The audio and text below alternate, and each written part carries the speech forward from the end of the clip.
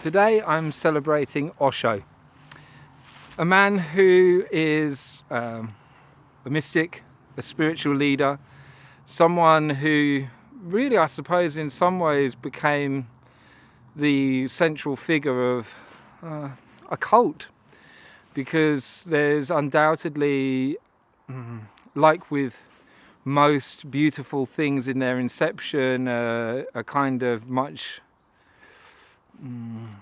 more questionable think and form around them. And there's a book, I think it was called My Life in Orange, which was the account of a child that grew up in the followers of Rajneesh. Osho used to wear this bright orange dye as his followers, and this child grew up as a child of a family in the Osho, let's say, cult, and really didn't have a great experience, relays and recounts many negative things that were occurring in that world. And this is something I've touched on in other videos, maybe just a natural manifestation of authoritarian systems, of institutionalized religions.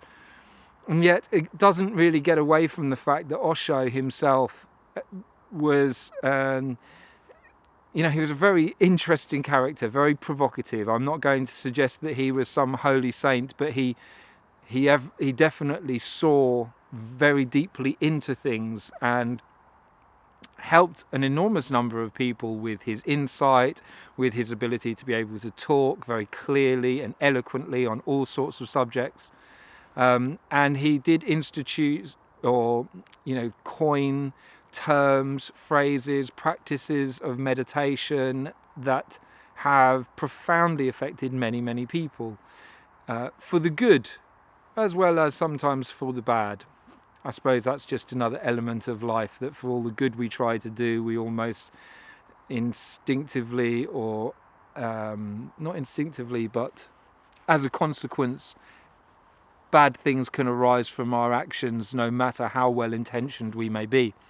Now, Osho was really famous amongst the gurus of the 1960s and 70s because he would do things, it seems, clearly to provoke particular reactions. So he was a guru who accumulated an enormous collection of Rolls Royces. I think it was something like 80 Rolls Royces. I believe some of them were, replete with solid silver and gold ornamentation, and he was someone who didn't see that as being contradictory to his role as a guru.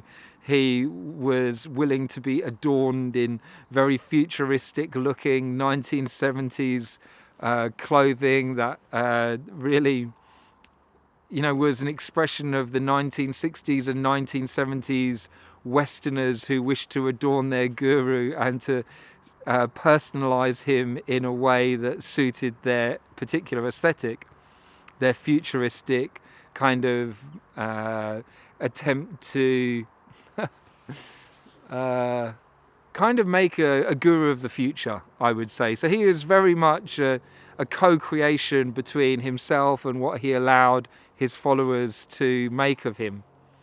The whole thing about Rolls Royces and stuff, I see that as there's something quite base about it, and yet there's also this very cheeky glint in the eye that was something that I associate with him.